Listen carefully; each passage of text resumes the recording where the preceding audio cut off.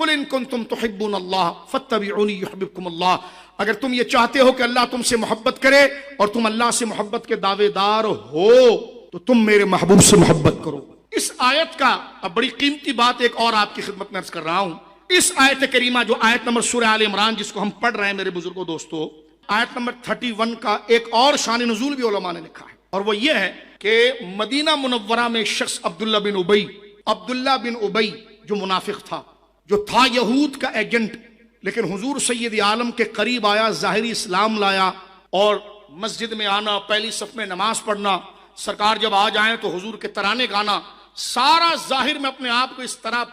पेश करना जैसे वो आशिक है, और पीछे जाकर जो मुसलमानों के राज हैं वो यहूदियों को देना, या जो नए नए मुसलमान हुए हैं ना उनको ले जाकर मिसगाइड करना कि देखो मैंने आपने तो देखा ना मैं नबी पाक का कितना आशिक हूं, लेकिन आप देखें कि नबी पाक ने ये बात की है, समझ में आती है ये बात। अब्दुल्ला बिन उबई ये बड़ा बदबख्त किस्म का शख्स था, लेकिन आइए वही कह रहा था कि अब्दुल्ला बिन उबई का जनाजा रसूलुल्लाह ने पढ़ा है, बड़ी तकरीरें की, क्योंकि वो खुद वैसा था तो अपने लिए राह बना रहा था। उस वक्त भी हमने जवाब दिया कि नहीं, अब्दुल्ला बिन उबई के जनाजे से यह साबित नहीं होता कि किसी मुनाफिक का जनाजा पढ़ा जाए, उन अहादीस को उठाया जाए, 1400 साल से उसकी तशरीह हो रही है। मुनाफिक अब्दुल्ला बिन उबई के जनाजा पढ़ने का इख्तियार हुजूर को दिया गया था, क्या पढ़ें या ना पढ़ें, यह उम्मत का हक नहीं था, यह हुजूर का था। सरकार दो आलम सल्लल्लाहु अलैहि वसल्लम जब पढ़ने गए तो हजरत उमर ने आपका आस्तीन पकड़ी और कहा या रसूलल्लाह ये मुनाफिक है, इसने तो इस्लाम के खिलाफ साजिशें की हैं, आप इसका जनाजा क्यों पढ़ रहे हैं? मुझे इख्तियार दिया गया है। सरकार ने जनाजा पढ़ा, उसकी वजह से क्या हुआ,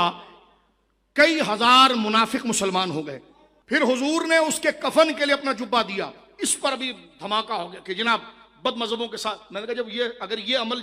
इसको जाहिरी रखा जाए तो कुरान की सारी आयतें जो बदमजहबों की मजम्मत उनके करीब जाने से रोकने की है उसका क्या बनेगा? तो उसकी तदबीक ये है जो उलमा ने लिखी कि सरकार के चचा हजरत अब्बास दराज मुबारक कद थे, एक जंग में उनके कपड़े फट गए, अब्दुल्ला बिन उबई ने अपना जुब्बा दिया, सरकार दो आलम सल्लल्लाहु अलैहि वसल्लम ने एक तो वो कर्ज उतारा, एक उसका बेटा मोमिन था तो तालीफ कल्ब के लिए हुजूर ने किया। बाद में सूरह तौबा की आयत नाजिल हो गई और हमेशा के लिए हुजूर को अल्लाह ने हुक्म दे दिया कि अब आपने किसी ऐसे बंदे का जनाजा नहीं पढ़ना, बात करनी है तो पूरी करो ना, क्यों फसाद फैलाते हो? हमारा कसूर ये है कि हम A to Z तमाम बात कर रहे हैं।